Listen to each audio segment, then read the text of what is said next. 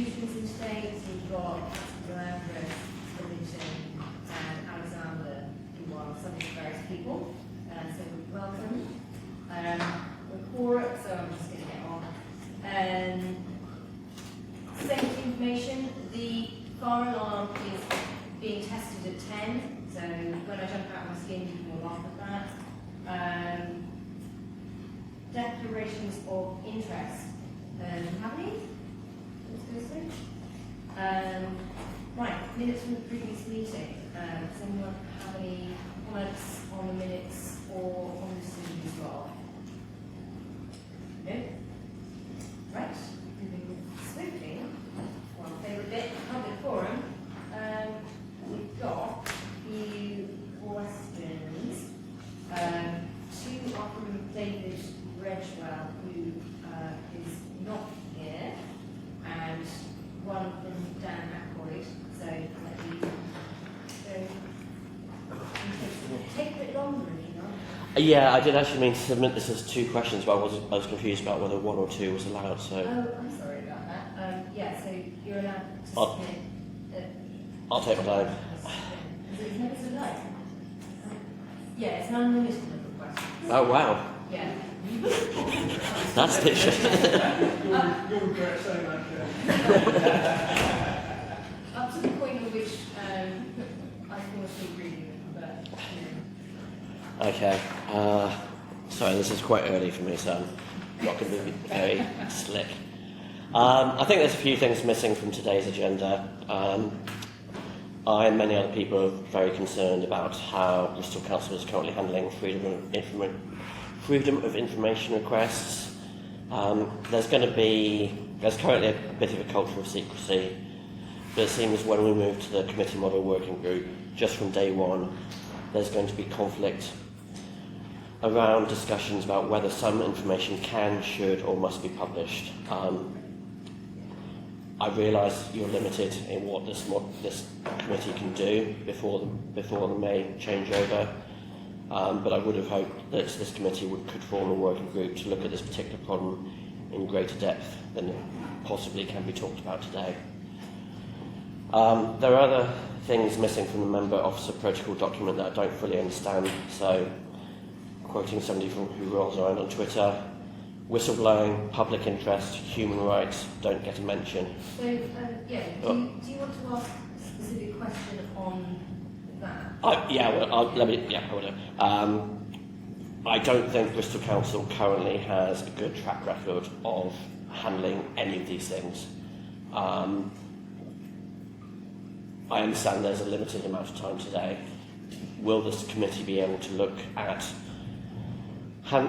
at these things that are inevitably going to cause conflict and figure out how they should be handled better from May, before May actually arrives? That's question one. Yeah, so I suppose the answer is that it's about public trust, is the question I'm asking.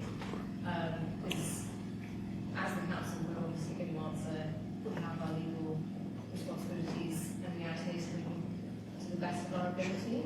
I don't know whether anyone's got any comments about that though. Gary? Yes, the number of freedom of information requests has gone up significantly.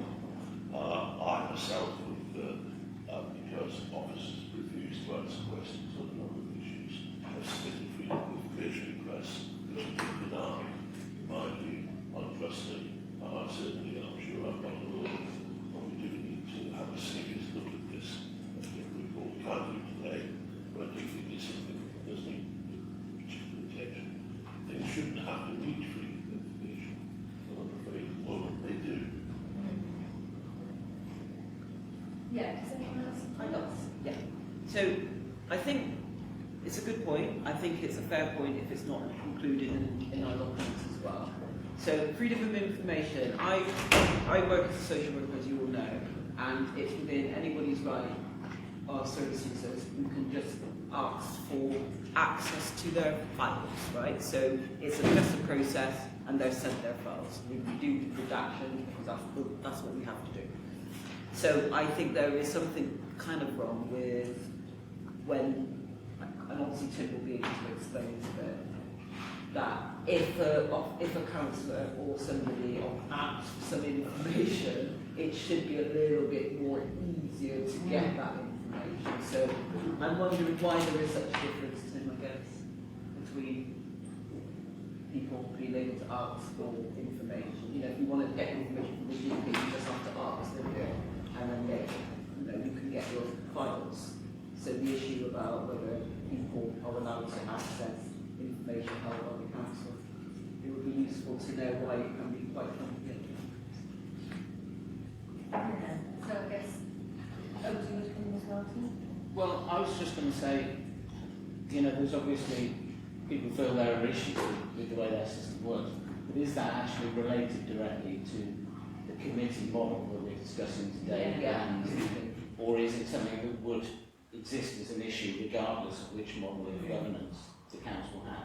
Yeah, I think that's kind of the point of like, if officers use their judgment when fulfilling the freedom of information requests, and if the public and indeed councillors feel that officers aren't doing their duty correctly, that tension is there regardless. I suppose on what Gary said is that perhaps more things will be more in the open with the committees because councillors will be asking questions and they might be in the reports, maybe. I don't know. I think that, so basically your question is, are we going to discuss it here? And don't have a plan to. And it's not on the agenda. And I do sort of side with Tim a little, but I'll Yeah, continue. no, I was really just going to re-emphasise what Tim has just said. I think there's lots of powerful stuff in that question, but a lot of it is fundamental to councils and council as a whole, not specifically part of the committee model working group. And we've got enough challenges we're briefed and tasked to deal with that I don't think we can deal with that. But listening to the comments, one thing does occur to me that somewhere, and I think it's something to do with scrutiny and calling at the moment, is a comment about a presumption of openness. And I do wonder whether we might want to discuss something in the Constitution that does establish that. Because we should have that assumption that we are being open. That is part of our public accountability. Yeah. So I guess I'll I think that is something we should be discussing. Yeah, Tim, is that in a bit at the moment, the sort of presumption of openness, or is that implied, or just a legal duty that we have? So there's various questions in there, Chair, and what I think is important for the committee and indeed members of the public who are in attendance today to understand is that the rules around access to information in the council are derived from primary legislation, Local Government Act 1972, and the rules are set out in our access to information procedure rules, which are not dissimilar to the way that any other local authority sets out the rights and councillors to access information to enable them to discharge their duties as councillors. The FOI regime is a completely different statutory regime that the council operates, and I'm not going to comment specifically on that, but that's a specific mechanism for councillors who and members of the public to access information that they wouldn't necessarily ordinarily be entitled to as a result of being a councillor and discharging functions as a councillor. So I know councillors do try to use that route to obtain information when it wouldn't necessarily be available to them under the statutory regime that sits around access to information. So I think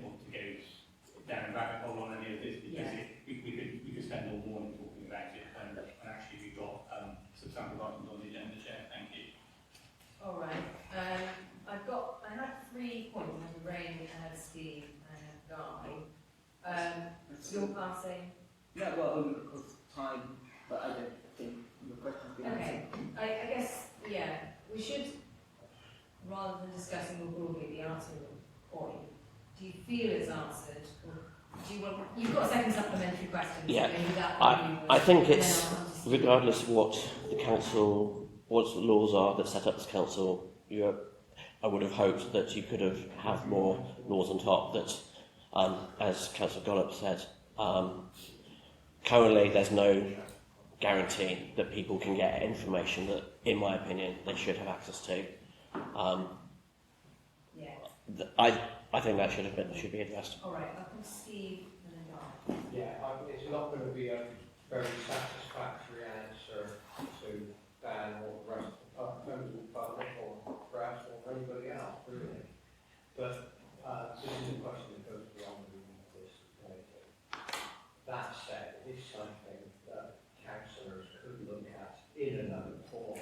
I'm not sure that there would be much value in doing so by the time they reach the conclusion of the final election, and the new cohort will probably want to look at it again.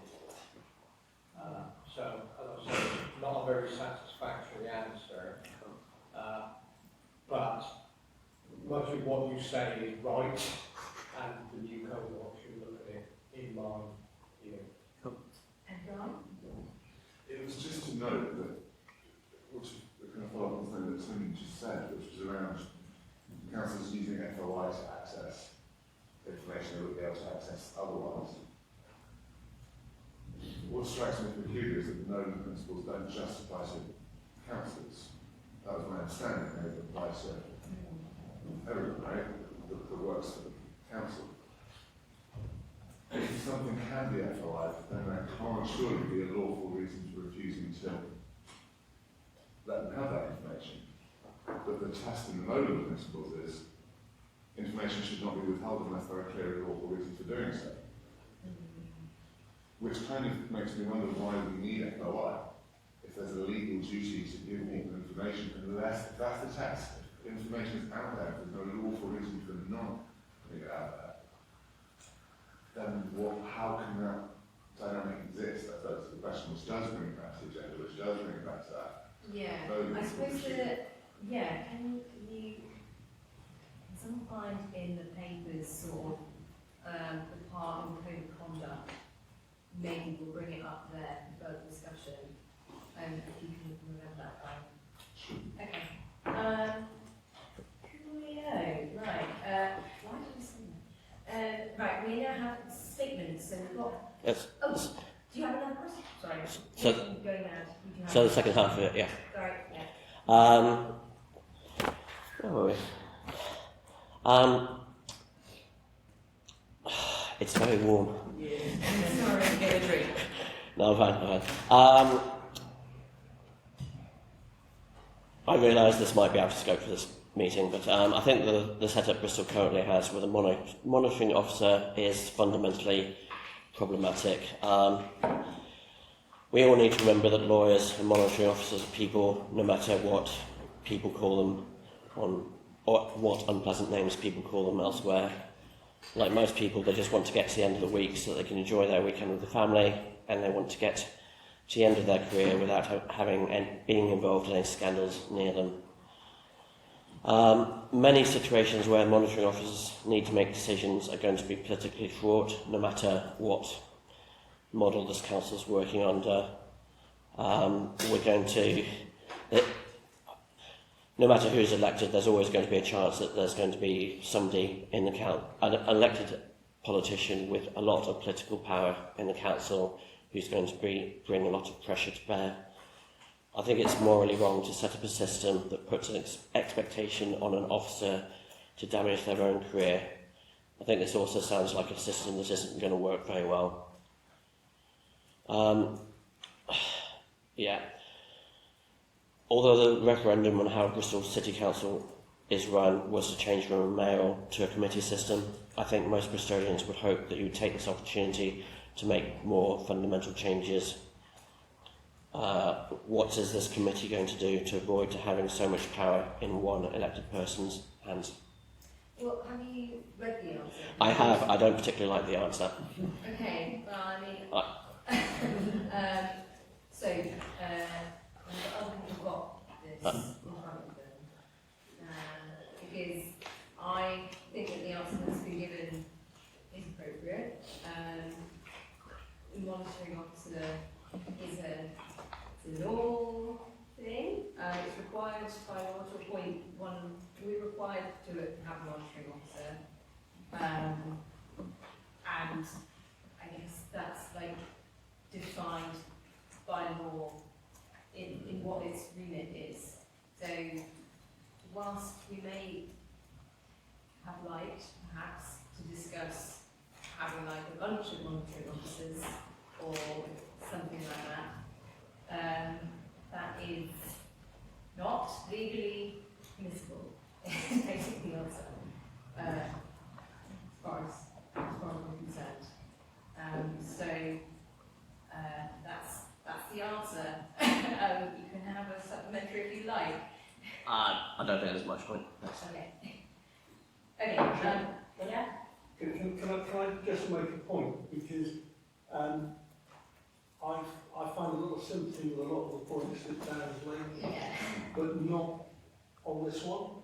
And I will put it in context that it may come as an absolute shock to members, but there have been times when Tim and I don't agree. But I can honestly say that we are in a better position for having a monitoring officer than we would be if we didn't. We don't have the option not to. But the actual role of monitoring, I have to say, is a horrendous job, because you're never going to win, because you're never going to please everybody, so consequently there's always going to be a challenge. But as a backbench member, I rely on the monitoring officer to see that we are conducting ourselves fairly and appropriately. Now, that might not always be what, in the way that members of the public or members of the council want to see, but are we conducting ourselves within the law? It's also the fact that none of us ever know, and Tim isn't going to tell us, the influence he has over the administration to stop them from doing things that they might otherwise choose to do. But that is a role that goes on behind the scenes as part of everyday running of the authority. So there are other things about how we operate that we may want to discuss, but this isn't an option because it's set out. We have to have one, and it is along with the Chief Finance Officer and the Section 151 role. Those are two of the key regulatory roles that provide the stability to the authority. So I wouldn't agree with that particular challenge. Right. Okay. I will move on to statements now. So number one is live. Yeah, your statement's really long, so maybe don't need the whole thing, but yeah, the key points are really important. Thank you. Morning, everyone. So I'm talking briefly about the Councillor Code of Conduct, and my concern is a particular clause in the LGA model which talks about bringing the council into disrepute, whereas our Code of Conduct, which was very carefully discussed and argued about back in 2019 or so, says that disrepute is the role of the councillor, and there's a very big difference between a council and a councillor. So let me explain. So sometimes the council makes a mistake. It's right for a councillor to speak out. Now, if speaking out could possibly be construed as bringing the council into disrepute, that's not good, and is potentially a gagging clause. Whereas if they lie, or it's confidential information or something like that, then they are clearly bringing the role of the councillor into disrepute, and it should be investigated. So if they are criticising the council truthfully, that's their job. You can't gag that. And public trust relies a huge amount on openness. So please, please, please don't add that clause from the LGA model, which is about bringing the council into disrepute. Thank you. Great, thank you, Clive.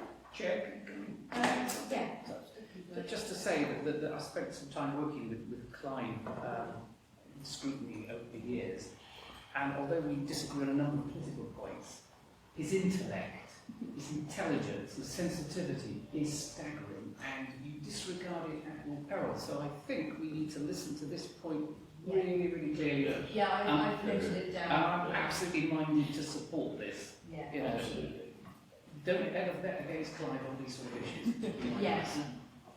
Yeah, I think everyone will note that down for our debate section. And next, it's Dan again. This is the second. Yeah. That's too many words. The first half is just me trying to be funny, to be honest. Okay. So, jumping from in about halfway through, I was actually quite shocked to hear the news that Councillor Beach and Pearce apparently will not be standing at the next election. Both Nicola and Steve have been contributing passionately to this committee, so I'd assumed we'd be enjoying their company for years to come. This statement is to let you know a question I'm hoping to ask at the next meeting, because it's going to be a difficult topic that you probably need a few weeks to think about. There's an argument that the councillors who are stepping down shouldn't be in this committee. The only recourse Bristolians have for bad political decisions is to vote the politicians who make those decisions out of office. If a politician is already stepping down, then there doesn't appear to be any recourse that the electorate can have. On the other hand, someone who is not running for office is theoretically liberated to act in the interests of the electorate compared to politicians who will be running again. I think this is something that was missed in the mayoral referendum. We, as a city, just haven't thoroughly thought through what would be the effect of politicians being in office when they can't be punished by being voted out. So the question I'm going to be planning for next time is, what should we be doing about this? Hopefully you can spend some time thinking about it. Yeah. I don't know if anyone particularly wants to comment on that, but It's not loud anyway. I think we're all sad about seeing our colleagues not standing again. Thanks, Dan. Objection overturned on the part of staff. Chair, I will just comment, because I don't need 3 weeks to think about it. As far as I'm concerned, I have absolutely no problem. In fact, I recognise the objectivity of those who standing down, who are giving the voice to their experience. It actually might be more powerful than those of us who are hoping to continue. So I understand the point, but it's not justified in my view. I think I agree. And I also believe that everyone's supposed to work to the best of their ability, regardless of their bias. So, okay. I'll move on to Suzanne's question. Statement, rather. Sorry.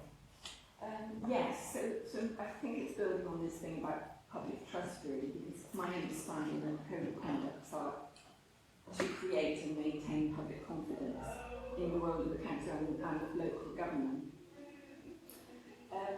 So in some ways, looking at the code of conduct, they seem very good, and not so other than some of the points that have been picked up that clearly are important.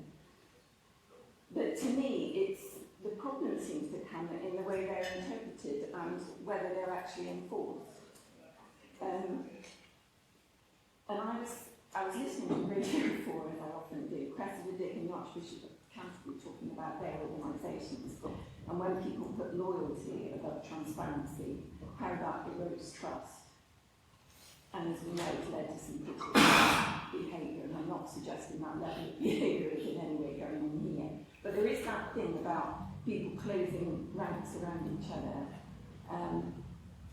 And I think that will be officers and councillors and the two together sometimes. which does erode the trust of the public. I wondered, when we're looking at the Nolan principles, how much real training there is around it. I see the lovely photo of somebody signing them. I don't know whether they're just told, read that and sign it, or whether there is actually a proper training session, like we get at the university when we have things that we must know and we must abide by, and we refresh on them. So we don't sign something once and forget about it for the rest of our careers. I can see that there's sort of some mention of training. It seems to come after somebody's been found to have breached something, that then they're offered a bit of training, so maybe they don't do that again. So I could be getting this wrong. I'm too late to ask a question, but I'm going to ask it anyway. Just what level of training is there when people look at and sign those Nolan principles, and is it refreshed on a regular basis? And do officers, they're also reminded of that as well as the councillors? I'll let Lucy answer that. Yes, thanks, Suzanne. So, yeah, so we have a member induction and profession programme which contains about 60 from the top of my memory, about 60 training courses. Some of them are highly recommended, and they're the ones that we really do make sure that councillors attend. And within that list is the essential training on kind of code of conduct type Nolan principle stuff, which is actually delivered by Tim. So in terms of refreshers, so we do offer those if people would like them, or everybody's invited then to participate in training every 4 years. So it's refreshers if people like them. If people want them, If yes. people want them. I think there are some very experienced councillors here who I admire in some ways, but think we know all this. And we know what we're doing. It seems to me there aren't many times, there are things that the public see. I think it's called any reasonable member of the public sees as a breach of the code of conduct in terms of respect or transparency. And I wonder whether So we can take that as an action kind of for Lucy adjacently into developing the training programme going forward, and maybe putting more emphasis on that. And if the refresh would be essential rather than optional. yeah, On the note. we'll take that. Somewhere else, but yes. Yeah. Great. Thank you. Is that everyone? Yes, David Red was. I'll take the time. Is there any chance of having some fans in here? It's boiling. Are you staying or going? Okay. Freeze the door open. Maybe, yeah. I guess that would be quite disruptive, but I think, I think fencing would be a lot of disruption. So, yes. It's got a few minutes, Chair. All right. I'm going to just pause because it is going to be a bit awkward. Does that make a difference with the door? Does the door open? Are you feeling the breeze? It's better with the door open, but I guess the problem is our meeting could then disrupt other meetings if there's any in that room. Probably not here. Actually, that's the choice. That's the choice, isn't it? So, yeah, Steve, mate. You could order.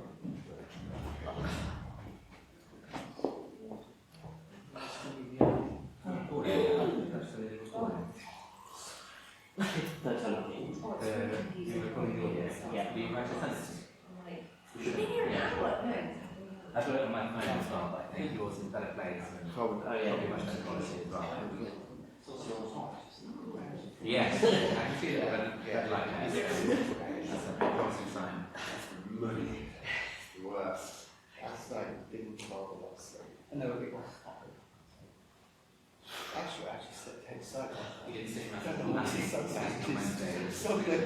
Yeah, no, I did on the ground. It's so bloody hard. So I'm thinking, I knew it was going to be today. long, not particularly. Sometimes Do you It was a good time, I enjoyed it. Interesting man. I'm really good at that. Yeah. Yeah, I think it's a test. The officers hold down the sitting next to the chair. Just like the dust test. Oh, yeah. I think it's the first time that happens. That's the most she's taken over from the last period. Yeah. Is that permanent or just for all states? Just like I am a Silicon. So, must be a bit honest role to say. Yes. Taking in the circumstances. Yeah. Sorry. Lucy's got one from the front and Lucy at the back.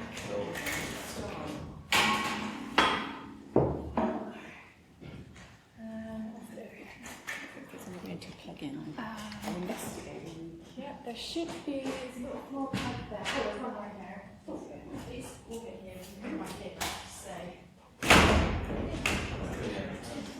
It's amazing.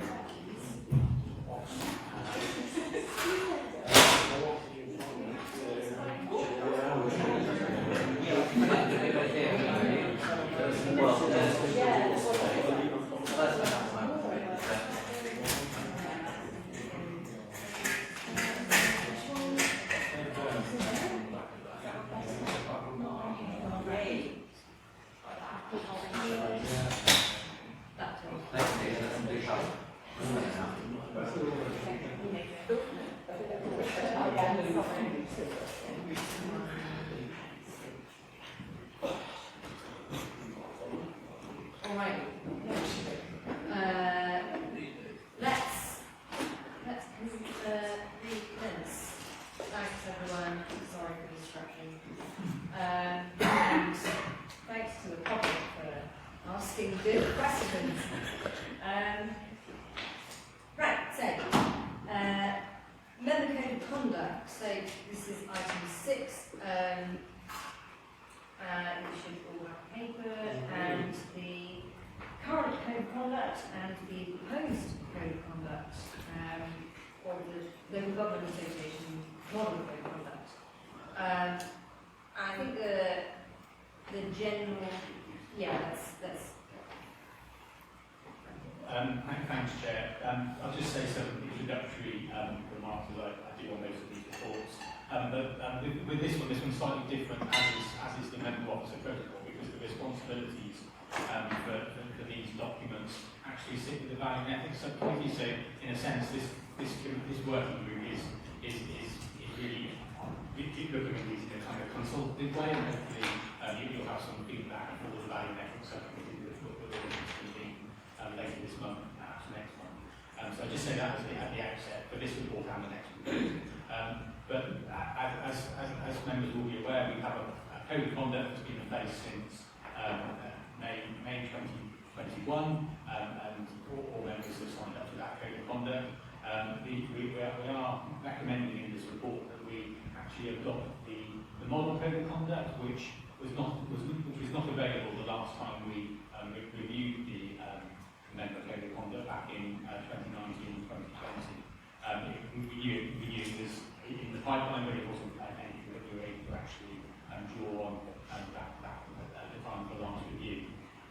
So what we have done in the main body of the report is just give the committee the assurance that the current code of conduct does comply with the statutory requirements, it does comply with known principles, it does comply with the legal duties on councillors to disclose their pecuniary and non-pecuniary interests. And those are key parts of the current code and also key parts of the model code as well. What I would highlight in the report is some of the recommendations that are also embedded in the model code, and they are derived from a report by the Committee on Standards in Public Life from a few years ago, and the detail of those are set out in the report.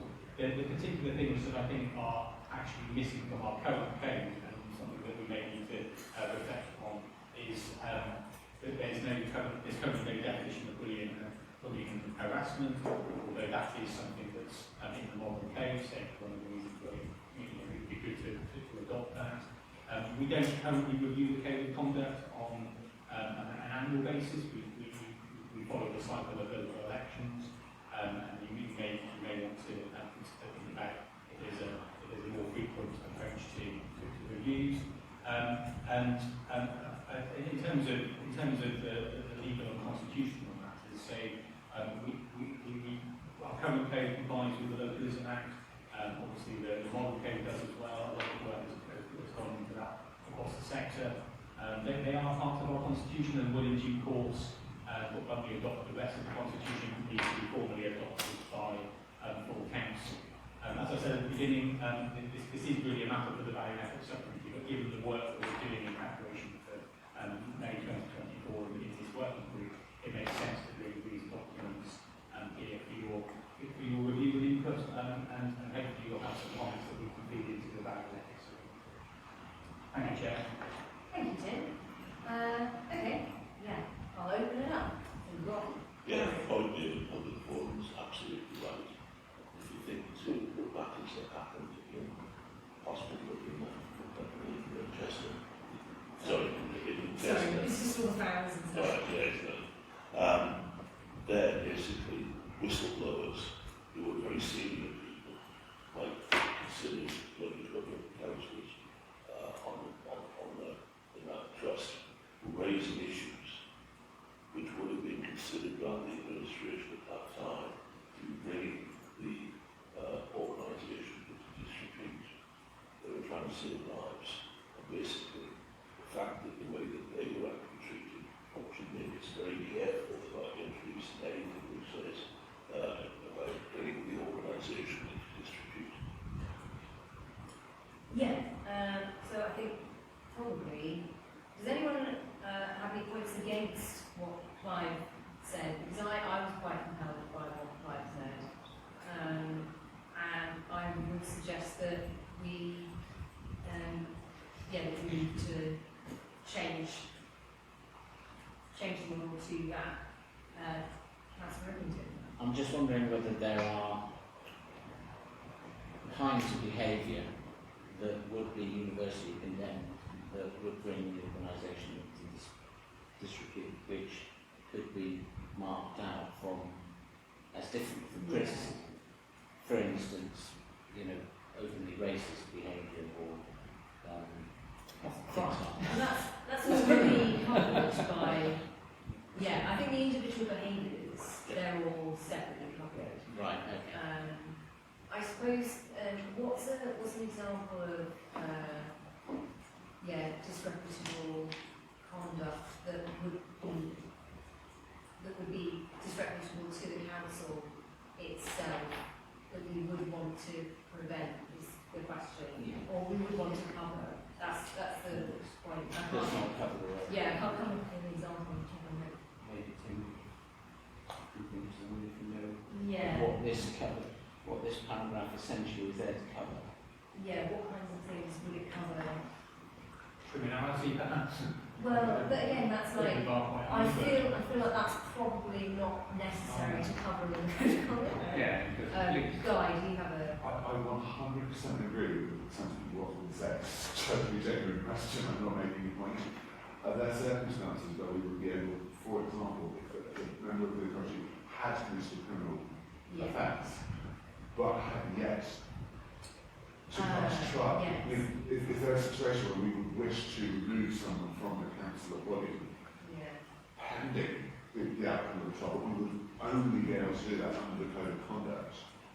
If you cannot do that in law, unless someone has been convicted of a criminal offence, there's no, they're not qualified to hold in public office. Fine. Reassuring. Okay. I've got Councillor Bollock and yes. So maybe the difficulty in all this is how you capture all the issues you're trying to express concern about.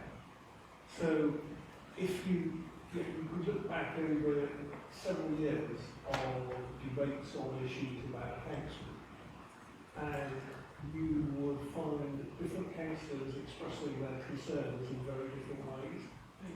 And so it's not the facts that matter, it's actually the tone with which it's expressed. And I've heard situations where I've heard people speaking where I think they are being, that they are bringing the council into disrepute by the way they raise a concern over something the council has done wrong. Because of the way they say it. Now you can't capture that in wording. And that is where I think we have the challenge overall. I think in the calm light of day, all of us sat around this table could agree on what we want covered. But actually, the nature of the heat of the debate can see different interpretations put on a situation by individuals. So honestly, I believe all we can do is have something that goes through and outlines best practice in an appropriate way. And is it fair? Is it realistic? Is it what we expect? But the actual enforcement of it is so down to all the circumstances surrounding a particular event. I don't believe we can begin to codify all of those. We've kind of just got to, it's going to be used. That would be impossible. Yeah, I think we agree on that. So I've got Steve and Ray. Thank you, Chair. I don't think this needs a great deal of discussion, really. I think the LGA code of conduct is something that we would, if we did not adopt it, that would raise more on ground than adopting it. I think we should recommend to the Value and Ethics that we adopt the LGA code of conduct. We also draw to the V&A the points that have been made in time's gone. Yeah. We should raise the points that have been made in public forum and let the V&A subcommittee do its job and not have us trying to do its job for it. Fair enough. I think I don't have On the whole. further to what Tim said earlier on, bringing experience from the licensing committee forward, when we look at potential revocation of a license, we do that after the police activity. So the idea about privacy of criminal law, I think, is something we can rest easy on. Yeah. I've got Ray and Yeah. Tim. So I think like what everyone has said, in regards to, it's really difficult to start unpicking because we would be here until 2030 if we were to sort of try to sort of give examples for every scenario. I personally think part of the issue is I'm happy with the principles in the LGA and even in the council's code of conduct per se. The problem is how it is enforced. That's kind of the... And that's not what we can discuss. No, that's why I'm just making a point, because it's not so much about what's in it, it's fine what's written, it's how it's enforced. That's the challenge. Yeah. So, but it's fundamentally important, isn't it, how it's enforced? That's just like it. Okay, I've got Councillor Kent then Bobby. Thanks. I mean, 5.1, which is the by bringing the council into disrepute, when you actually read it, it's so vague as to be close to pointless. I'm actually quite surprised that anyone bothered to write this down on a piece of paper. Its vagueness is its problem, because that means you can impose anything or impose nothing at all. Only one example is given of what bringing the council into disrepute could be, and that example is in itself problematic. So it says, for example, behaviour that is considered dishonest and or deceitful can bring your level of authority into disrepute. Well, considered by who? the defendants, the monitoring officer, fellow councillors. That's the only example given. Clearly, we all are aware of the terminology, but I was surprised that there wasn't sort of a more clearer definition. I think that my advice to the Standards and Ethics Committee would be to look at this paragraph and is there a way of clarifying it, maybe on a rough definition or a standard level that we would consider bringing this, bringing the council into disrepute. Because at the moment, that is horrendously vague. Yeah. I think that that's also where Clive's point makes the most sense, because it's like, well, it's clear that you brought yourself into disrepute by lying. To what extent does that affect the council? Yes, if you speak on behalf of the council, maybe. Yeah. Yes, it is. Right. Jack. Thanks. If it's going to be enough, it's fantastic. Something that has occurred to me as I've been reading this again and again and again is how often it mentions the word scrutiny. And particularly in the moment when it talks about accountability, it mentions the word scrutiny. And of course, scrutiny is something that we're now expecting these committees to do. In other words, the same committee that made the policy will oversee the delivery of the policy and will scrutinise themselves the effectiveness of the policy. That doesn't strike me as being massively in keeping with submitting yourself to necessary scrutiny. You're submitting yourself to scrutiny by yourself. That's not necessarily the most effective way of doing that. I would really welcome, if this is going to Crowley Ethics, them looking at it and coming back to us with recommendations as to how to make these this code of conduct a little bit, well, It's their job. We just go to the next. Given that we're setting up structures though, Well, that's true. they could recommend to us, this scrutiny model is ineffective, or we don't think it will work, or it's big enough, or it can be resourced well enough. Yeah. I suppose you can welcome that as a governance suggestion if it comes up from them. I don't know whether I really that is their purview, but if they say that, then they can say that. I suppose. Could we ask them to come? Do you not ask them every time it's a full council? Yeah. That's true. I'm just sort of aware that we're commenting on their work, we're now asking them to comment on our work. Yeah, no, I think it's just going to move forward. I think that's what we want. I'll come to you in a sec, Gary. So I'd like to just kind of ask people if you've got any comments on any other bits. I actually didn't have any points other than Tim did mention when we wanted to look at it annually or maybe think about different periodicity, or we might be happy with valuing ethics and just look at that. But I'll come to Gary. Well, I had an instance some years ago where some Conservative councillor were attacked for disclosing information, which is extremely embarrassing for the administration, and they didn't like it. It could be said to what the council to distribute an investigation by qualified people after the fact that they both acted in the public interest. I'm wondering how that could be taken properly into account. Yeah, I think that's a really good point.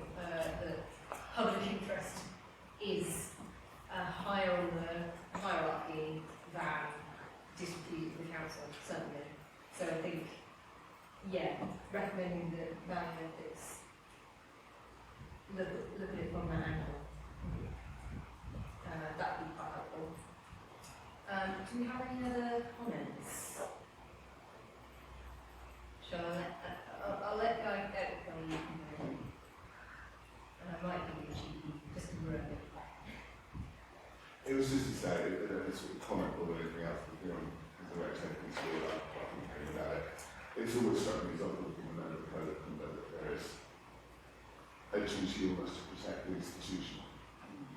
I've always found that perverse. I've always found our job to challenge the institution, to do things that may be perceived as an attack on the institution, but at the end of the day, the institution is there to serve the people of Bristol.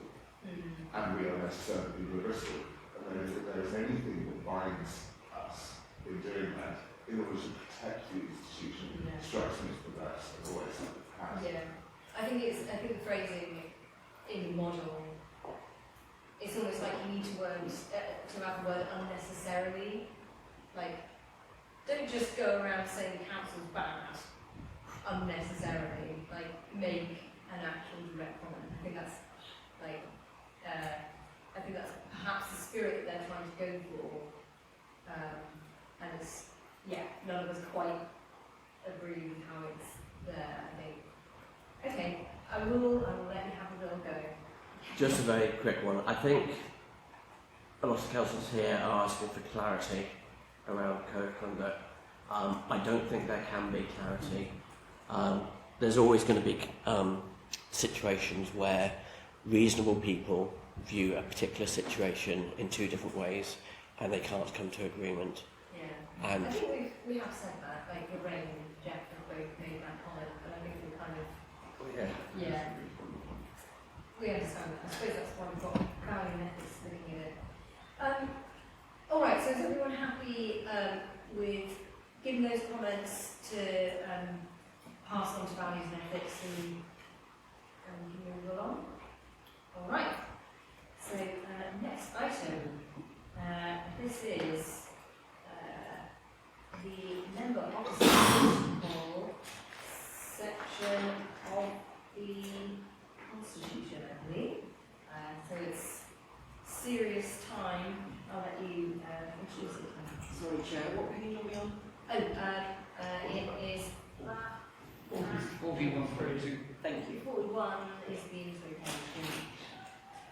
Okay, thank you, Chair. And as I said with the previous item, this again is a matter for the value ethics subcommittee, but there are actually a value we put on as part of the development of the new governance arrangements. So we have a member officer protocol in place, which has been enforced since the May 2021 elections. And what we've done with the protocol this time is, rather than suggesting something new and fresh, we've actually reviewed what we currently have because it's ostensibly fit for purpose, but made some amendments to bring it a little bit more up to date, and there were a few things that we recognised were particular gaps. So if I can just give you a summary in paragraph 3 of the report around the main changes. So obviously we've needed to update the member officer protocol to recognise the change of governance arrangements and also reflect the changes that we're bringing in place in terms of the scrutiny function. It was clear that there was a gap in terms of the requirement for members and officers to promote equality, so we've included something along those lines. A requirement to declare personal relationships, which may be seen as influencing work, is also updated in the protocol. Some of the changes to reflect decision-making arrangements, the fuss in the current areas around full council and cabinet, obviously, we need to reflect how that will work with policy committees. We've included a section around the briefings, which we've talked about at length here for chairs, vice chairs, and party group spokespersons, so that's been incorporated. We've also picked up the requirement which was absent around briefings for local board councillors. There's some detail around communications generally, as well as electronic communications, and also an escalation route in the event of a dispute. So the document that you've got in the appendix is in track changes. So hopefully you can see where we've made amendments and deletions and additions, and hopefully that's useful for the committee. So that's all I was going to share. Thanks. Right, thank you. Okay, so I've got about 3 comments. One was that you misspelled vice chair as vice chair on page 50. In paragraph 30, you just stole my name. I'm sorry, Tim. There's like a couple of comments. Yeah. Yeah, so I will let everyone else go first if you'd like, or I can do my 3. I'll just do my 3. Go on, Why not? no. Okay. My main one, I've only written 21C, which is probably not very helpful. I'm going to skip to, there we go, I think it's page 49. is including electronic communications. I wasn't sure, maybe I'm going to sound like an idiot here, but the following arrangements will apply to communications on behalf of the council and to use the use of electronic communications. Correspondence between an individual member and an officer should not be shared with any other member. And I feel like, is that normal? I don't. Yeah. Well, can I have a second? I completely agree with you, Chair, because you're going to share all this stuff with your fellow ward member. Yeah. So, it's important that your fellow ward member knows what's going on in the ward. So, if you're corresponding on an important local ward matter with an officer, I will almost automatically CC my colleague in the Rich matter. And no officer seems to be upset or concerned about that. Obviously, there's a very sensitive issue from a resident, a personal issue, then maybe that would be. All right, I'll let Tim reply. I think the one councillor that Andrew has made is absolutely right. In the drafting, it was about a month or so ago, and I think the emphasis here was supposed to be on officers not sharing correspondence with other members who have. It's in the drafting and it needs rephrasing, so we can take that away. But the onus was on the officer not to share with another member. To keep that correspondence private. That's understood. Okay, so it's a unilateral, not Okay. Does anyone want to? I've still got 2 hands, 3 hands on this point when it's just been solved. So because I've got like 2 more points. So down on page 53. The entire section about scrutiny has, no, it's 51, sorry, 53. The entire section about scrutiny is gone. It's just deleted. And obviously we're not having a separate scrutiny function.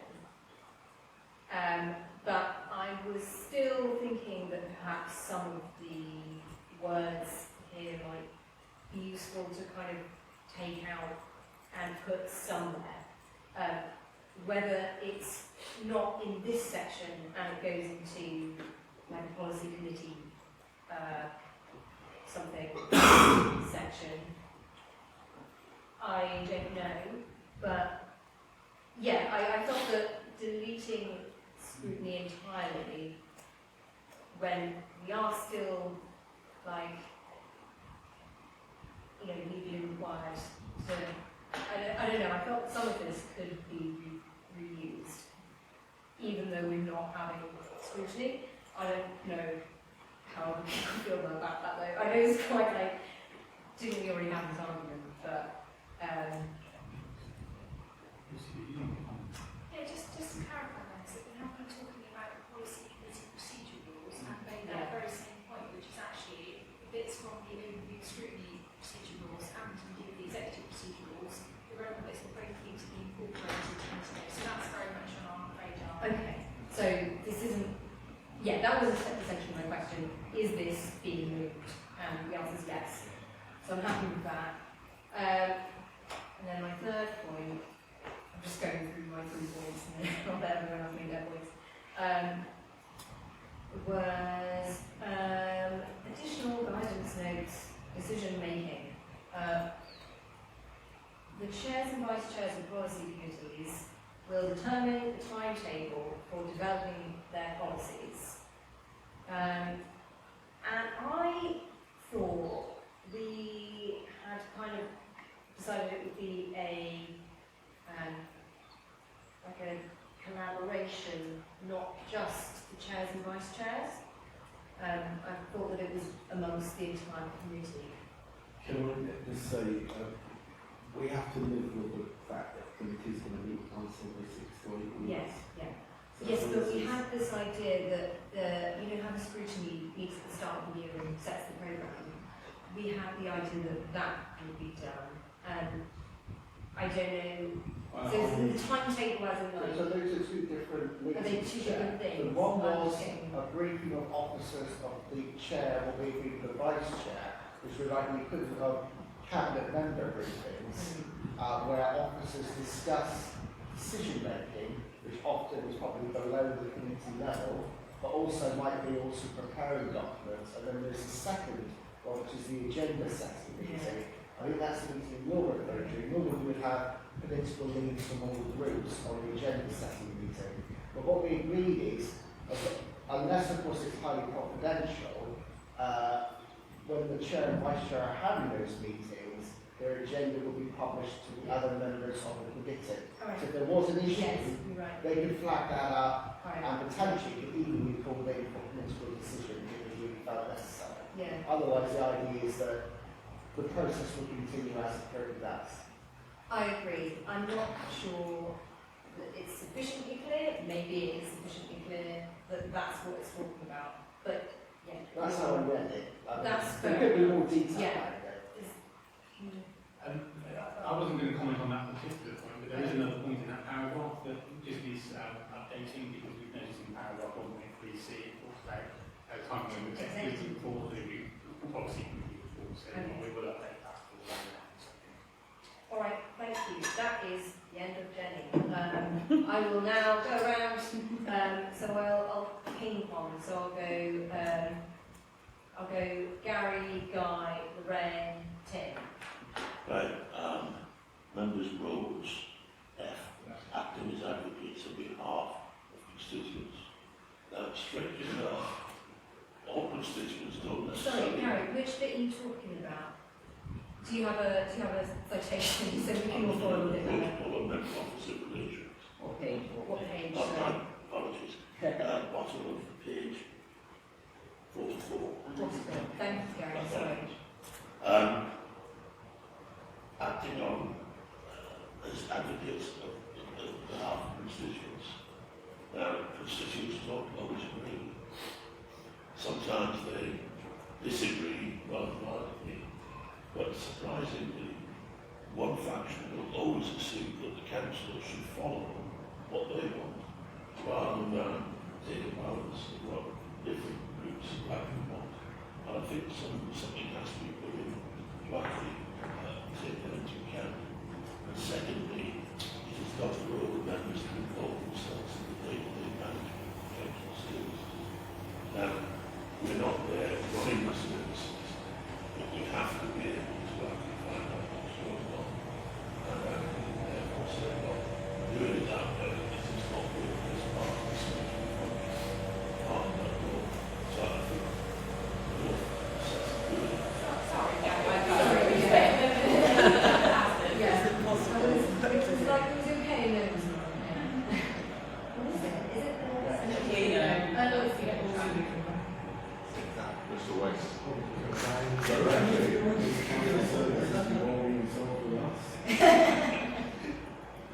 So, both sets of wording require attention because they've got unintended consequences, I believe. Yes, essentially your issue was with it's not the role of members to involve themselves in the day-to-day management of council services. And I suppose you're saying that might conflict with the later section that's like, but you do have to brief councillors on certain things that might be quite particular. I don't know whether the balance is there already, because this line is fairly robustly true. Like we're not supposed to write our own reports to committees or whatever, or deliver services. I think it's, so you just want to tweak it, so rather than be to involve, it would be Qualification, basically. yeah.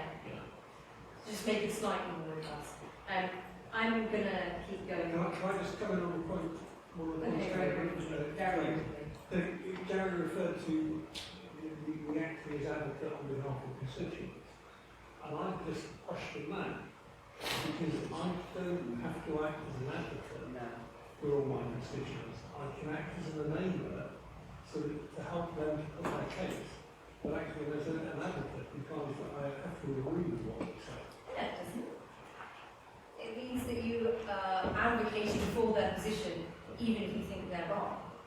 That's like a legal advocate. I still think the word is enabler rather than advocate. Perhaps enable instead of advocate. I mean, mean, 2 years, isn't it? Gosh, it's your turn now, Lisa.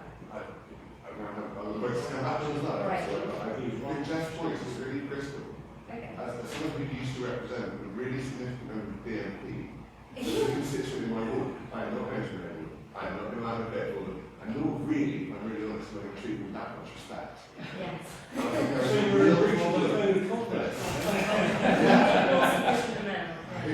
And I really do think that we need to bear some of this stuff in mind. There will be times when there are positions you will not advocate for. You will. So By all means, the point point, them yeah, to I some suppose place. the point is that the document says it's an area of responsibility, but it is not like it is not insisting that every single point that is raised to you is something you have to advocate for. It's an area that you are responsible for, but if you only get people saying things that are completely irrelevant or unhinged or whatever, it's something you're responsible for, but you don't necessarily have to do it. It's like in the job description, but I don't know. We can change the wording to say, where possible, or if possible, or when appropriate. It can't just, you're right, Guy, it can't, whoever said it first, it can't just sit like that. It can't, because politically it could be challenging as well, so let alone. Alright, so If it's discretionary, I don't see why it's in there. If it's not discretionary, I don't think it should be in there. well, it's general as opposed to. Maybe it's like that, so can we just wait a second, sorry. Where possible. I was going Or if possible. That's almost products, isn't it?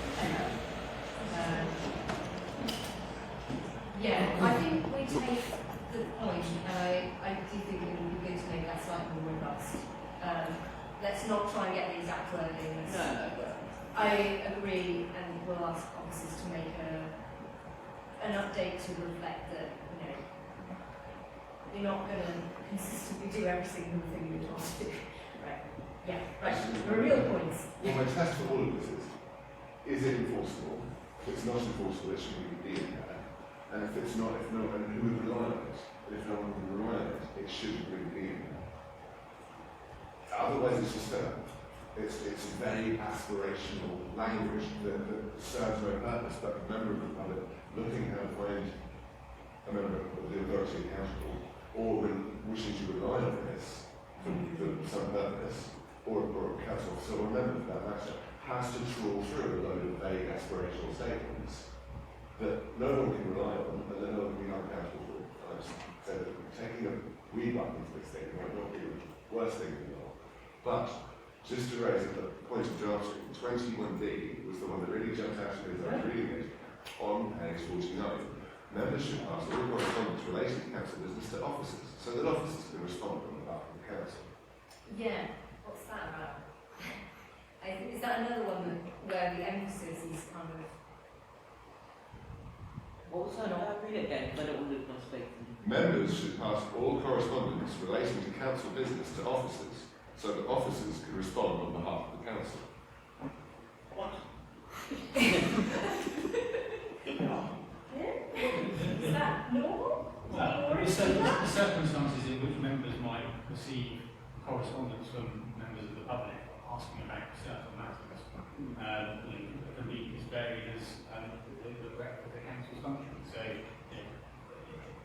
it's designed to cover normal council business where officers are better placed to provide a response to a resident. Yeah, but I suppose the point is, if I already know the answer, I'm not going to ask councillor MP inquiries, am I? So I think that, well, like. You might, Yeah. because lawyers never ask for questions to which they don't know the answer. Things gone. I'm sorry, Tim, Yeah, it's fine, Steve. I don't take it personally. I think it's weirdly draft. Yeah, I think yeah, we can all agree with that being a little bit not. It's the emphasis is wrong. Effectively, that it's like, it's unreasonable to say this is what everyone is going to do all of the time, because that is not what everyone is going to do all the time. Where possible, isn't it? Is that Yeah, it's that kind of where appropriate. where appropriate? Yeah. Or even, like, you know, if we get a press inquiry, then we're going to ask officers necessarily. To regard to, you said it brilliantly, so it's where an officer is better placed to Yeah. respond. Yeah, so that's the best phrase. Yeah. Great. Well done. At least we're listening. Right, go on, do you have any more points? So what was the outcome?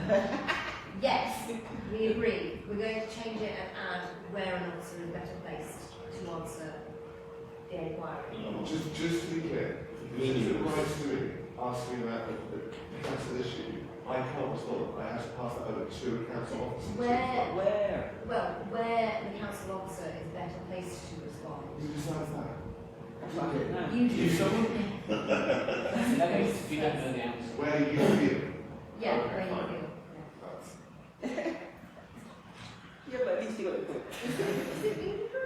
No, this is what you Well, if there's a road safety issue, then I think we should defer to a professional That's road fine. traffic engineer. Right, let's move along. Can I just have one comment? I think this whole section was written in the 1970s, kind of thing.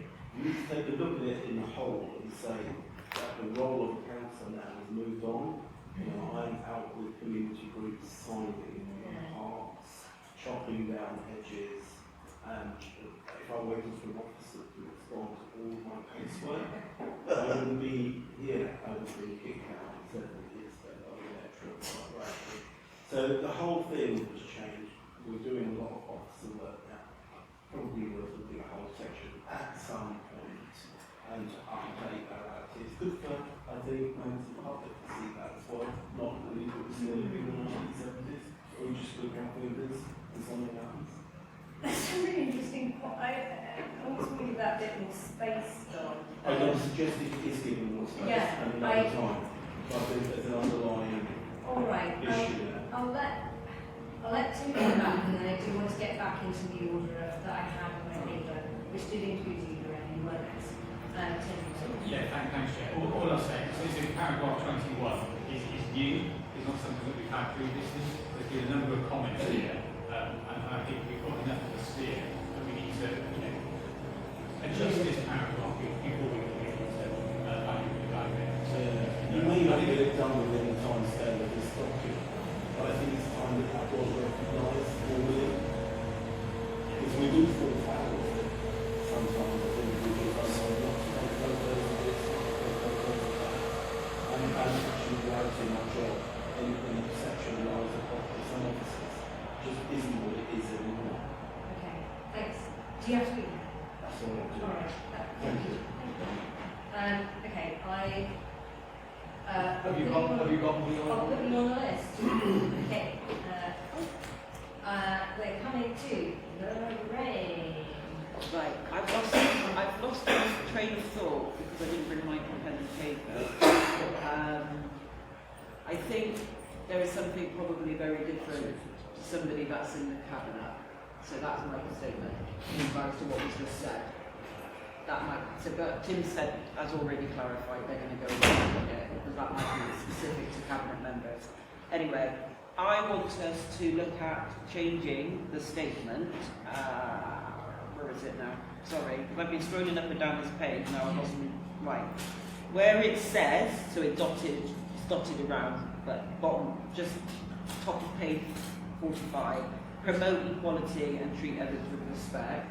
We need to use the word equity in there, not because equality and being equitable is very different. So if we're saying promoting equality, what does that mean? So we've got to sort of slightly look at that in a different way.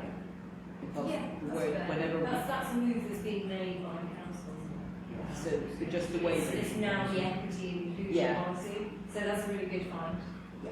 So that needs to be tweaked. And I want to say something about something else specifically, and I've lost my bit. If you want to find it, I will come back to you. Okay. All right. I'll go to Tim and I'll give you another chance for it. Okay. Okay, thanks. Just 3 points. One, I think I welcome most of the changes. I think that they're very helpful in the main. A few people put out where there's troublesome wording, particularly around board member briefings.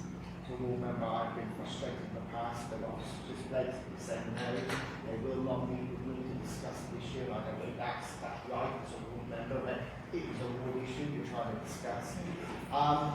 Secondly, actually, some of my points actually about existing wording.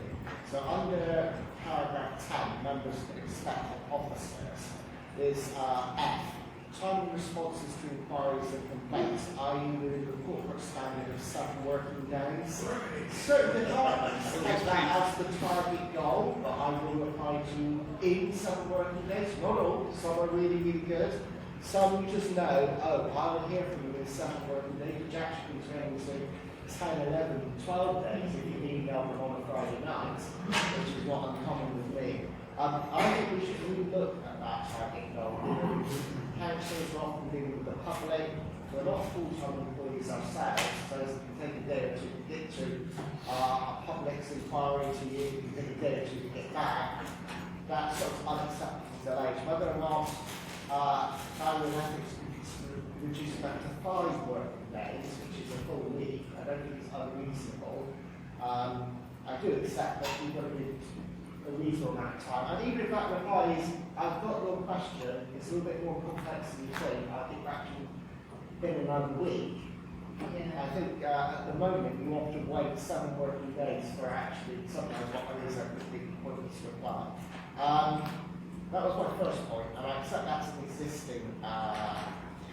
And then I wanted to scroll a lot deeper into, trying to find it now, paragraph new paragraph 31. Any unauthorised disclosure of council documents will be treated as a breach of the code of conduct for members and in brackets and officers, and may also expose the member to the risk of legal action from a third party. There's a couple of points there. That paragraph is not in line with the code of conduct for members. Regarding confidential information, there are 3 points where if a member wishes to release confidential information, they should follow. Point 3 being that they should have a discussion with the monitoring officer, actually, not a reason point. It doesn't say you've got to follow what the monitoring officer says, but you should at least have a discussion with the monitoring officer before you do it. So that does not actually add up to the code of conduct. Secondly, it sort of says the code of conduct for members and then in brackets and officers, as in highlighted it could be an officer releasing the information. And certainly in the past, that's happened far more than members releasing information, even if it's accidentally through bad redaction of highly confidential reports. I noticed only the member is at risk of legal action by a third party, not an officer. And I was wondering why only a member could be at risk. It's just a draft picture, that's fine. I mean, that's an existing, like I said, that's an existing thing. It sits already in our rules. So I'm afraid that everything I've picked on is what was already in there, which I should have picked on a long time ago. Well, Thank you. good. Thank you, Tim. I've got yes. Thank you, Chair. Just the one item that I think I can't. Bottom of page 45.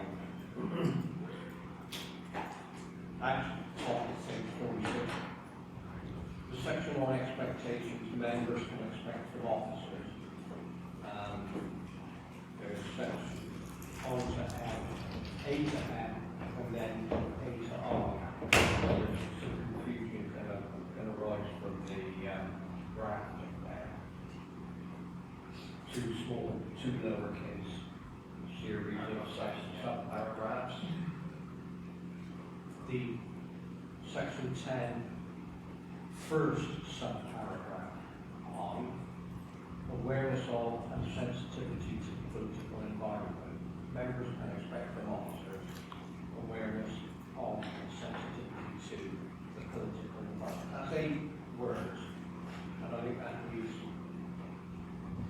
quite a bit of expansion.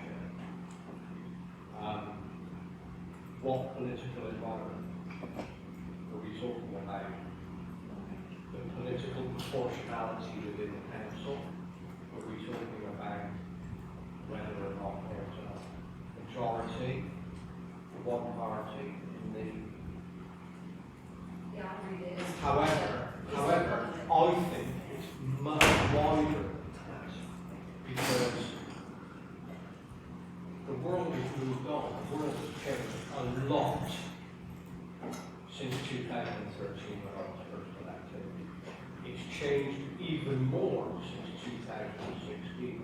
Some of the political awareness that concerns me is that there are policy decisions and statements that are made by the council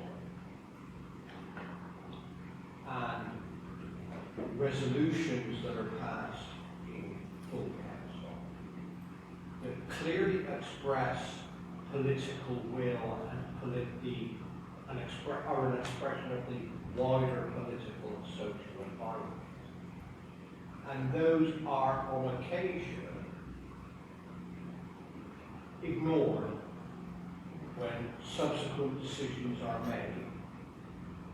And I think officers should bear the entire breadth of policy in mind when they make decisions under political. Because otherwise, you could easily reach a situation where a council officer will make a decision that is in line with policy that appears to everyone outside of the building to be completely bargained. And that has the potential to bring the authority into disrepute, because the authority looks stupid. Yeah. And that is one of the reasons why retiring members are worth having a place on this committee, because we are in a position where we can say what we like, because I can't be deselected, I'm standing there. Right, yeah, thanks, Steve. Well done, Steve. Good day. Cannon for Steve.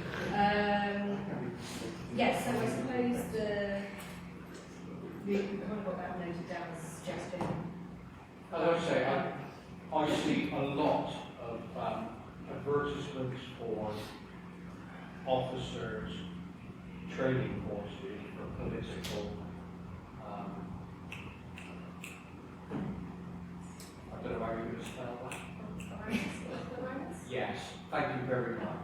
But I think a wider understanding of the political environment in which we operate, with which actually council officers work in, they may inadvertently make a decision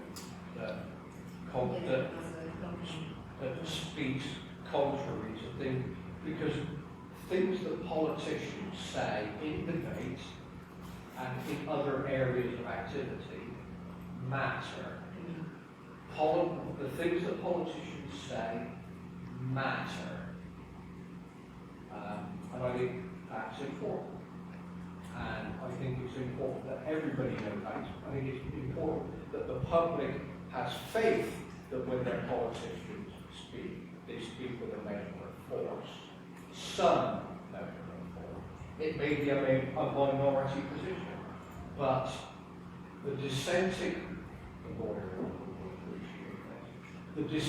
opinion is important, because sometimes the dissenting opinion becomes the prevailing opinion further down the line.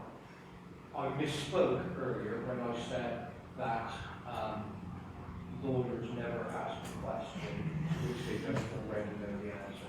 What I meant to say was that barristers never ask a question which they don't already know the answer. And I apologise unreservedly to the learned gentleman. It's okay, I'm still qualified, Steve. You already knew that. All right, I'm coming back to Lorraine, then I have Councillor Rippington, then Mine's quick. Yeah, mine's quick. I'm not sure if Tim already said this because I couldn't hear. Page 40. I don't know if Tim has already said this because I couldn't hear through the sweeper. Page 44, 6.6. all members have the same rights and duties in their relationship with officers, because that's not true. That's not true. Well, because there's been times when we haven't, I've been in my ward not had information relevant to the ward. So, you know, and I'm not necessarily saying it's, well, it is, I'm not necessarily saying it's not officers. I'm not, But it should be in the constitution, shouldn't it? it's not necessarily the officers, but the thing about officers not being able to come out sometimes, I think that's what Tim had said, so when it's been ward-related issues, Yeah. like transport. Well, that's been added though. Yeah, has that been added? Yeah, Right, that's okay. section later down.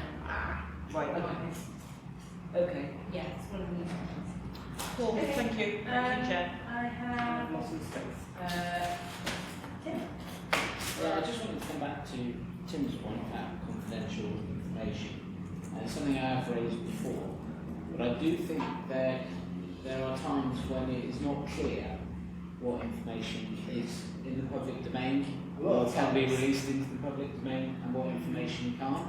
And especially in email correspondence with officers, it is often not made clear that this is something I'm telling you in confidence, but please don't pass this on to your board members. And I do think there needs to be, and I know this doesn't come into this paper, but it applies to how you enact this. There needs to be more thought about how we label information, both not just papers that are produced, but also when officers are talking to members, they should make it clear whether they are telling them something that is still not in the public domain, or whether it's something that they can pass on to members of the public. Yeah, I think that's really fair. Guys, do you have a point on that? Or... No, it's not. All right, you've got another point. Actually, on that, Okay. you can give the officers a standard paragraph that they can import onto correspondence if they want to keep it confidential, like an open challenge. Cool, yeah, thanks for that. Jack? Yeah, I have a problem that even though I read this through in advance, it's only when topics are being discussed that I reread something and have a question or a comment. So, page 46, the officers can expect from members. I talks about participation in any mandatory training sessions. I'm wondering whether we shouldn't actually put an additional section in there. This is what I expect.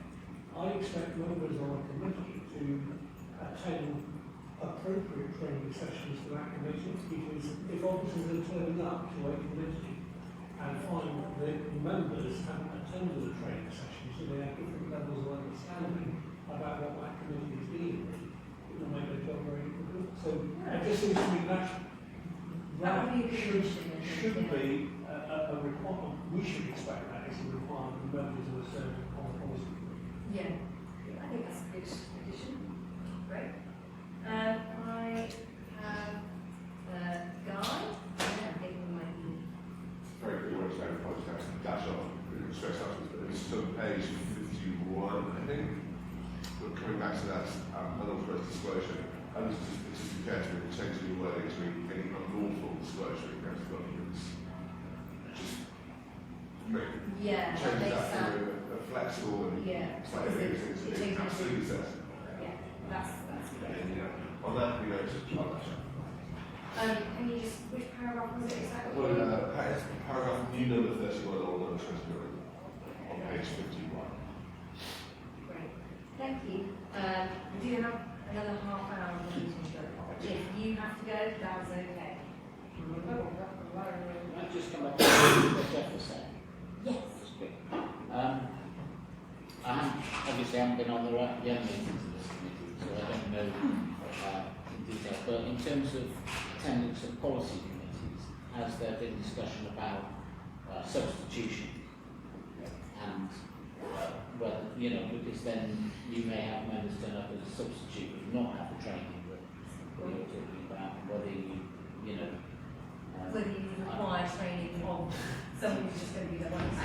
because the amount of meetings there are going to be and how often they meet, I imagine that's going to be quite a regular. Yeah, okay, that will have to time in. Yeah, I think it is non-statutory training. I think we would put that it's encourage that they do that training, but it isn't like planning, so it would be a bit different. Yeah, well, I was going to say more or less the same thing. I don't anticipate there being absolute mandatory training to be on any given policy committee, and we've already acknowledged that there will be a need for substitution, and that's been written into the draft procedures that the full council a couple of months ago. All right. I will take more points if we have them, but I would like to finish earlier if I can. Gary? Yeah, I mean, the whole section 10, expectations, members, expected officers. What page? Sorry, bottom of page 45. Thank you. I mean, some officers are absolutely told, you know, in a way that this idealised list of things Andy says. Others are struggling because they're not enough to do the job and they're under pressure. Others will actually have set out to deliberately look at their values. And there are instances of that. And it's fine having a list of desired outcomes and a list of them. But what is the effect if they don't comply? There's no point in having a list like this unless you've got some realistic sanction if they're deliberately valued. Well, so I suppose that's a matter for managers and so forth, isn't it? If someone isn't doing their job as set out in the Constitution, I would expect, it's an operational management issue. So, I mean, it's fair enough to say that some people are not doing their job properly, they're not very good at their job or whatever. That we're not going to change the Constitution. This is correct, I suppose. Well, I would say that the person's manager probably has an interest in actually calming things down rather than leaving carpet. And one thing, there was some meetings, if a member misbehaves badly, they could be whatever. If officers do it, where is the method that we brought in? Okay. Yeah, so obviously the protocol taken as a whole is designed to ensure good working relationships between officers and members. Yeah, in circumstances where the spirit of the protocol is not complied with, or there's a more underlying issue, then we have included the dispute resolution provision to enable escalation. Well, discussion in the first instance with the relevant officer, but escalation in due course to that officer's line manager. If you think there needs to be a further escalation point, then I'm happy to take that away and have a think about it. But it struck me that the absence of any kind of dispute or escalation process was something that was fairly so obvious that it needed moving in. If it's not watertight enough, Councillor Hopkins, then we can have a look at whether there's additional requirements. So something set aside from that up and down management system, exactly there, a different department, a different person to speak to.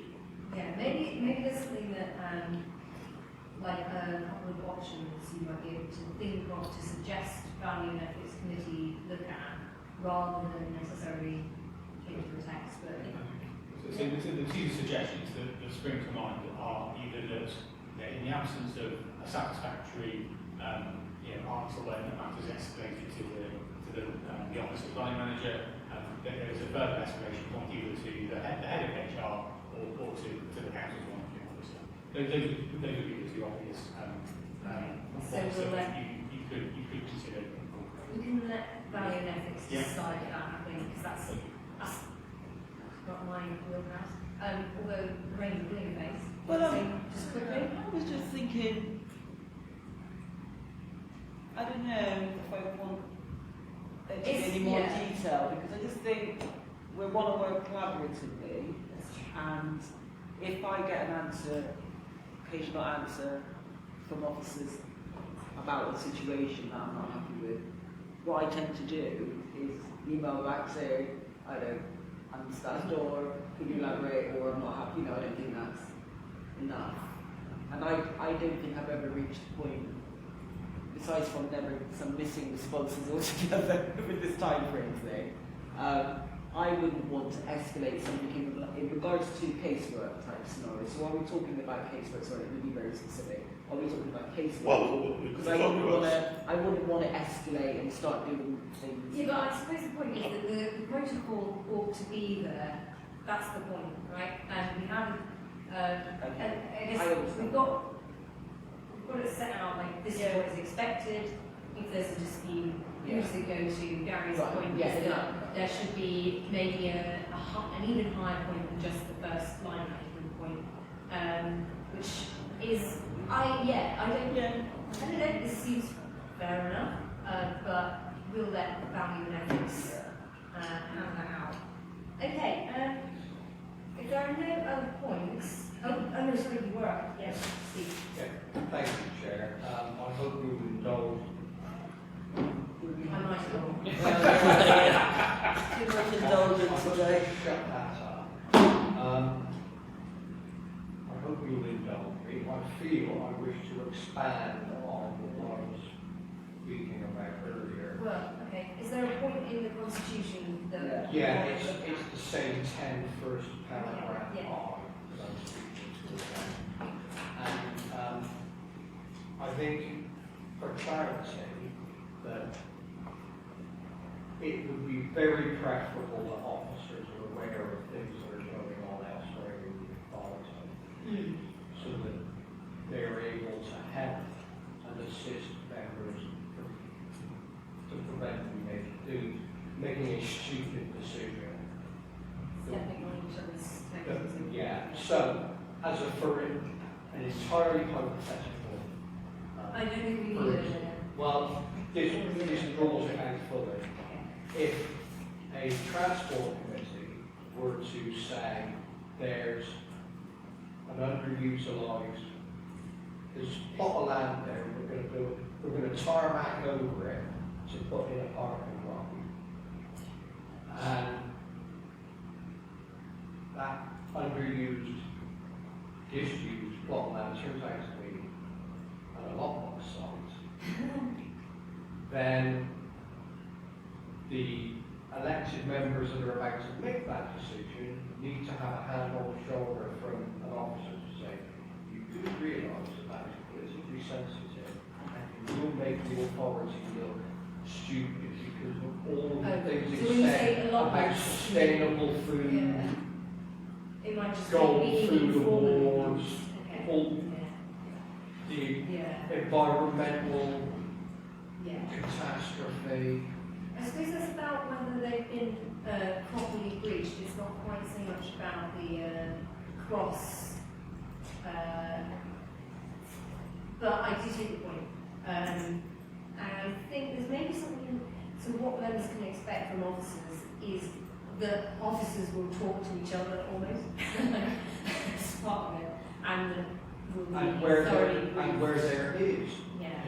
where there is a conflict between policies, that is drawn out very early on, made clear, so that a political decision can be made as to whether traffic is more important or food growth is more important.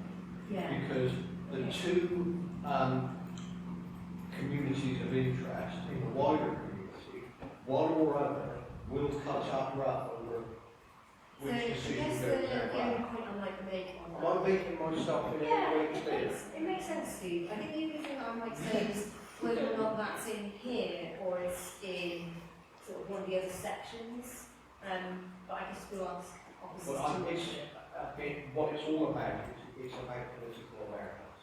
Yeah, okay. I think that's, yeah. Just for the committee's benefit, we do provide political awareness training for officers. My colleague Lucy does regular lunchtime sessions with how many hundreds have we captured?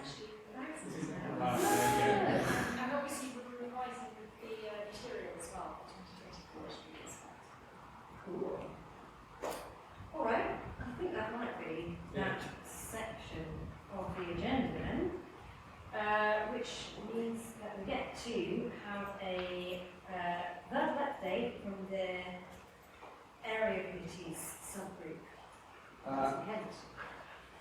briefly, last month we met with the Health Service for Communities and we had a good discussion about what may or may not be possible to devolve.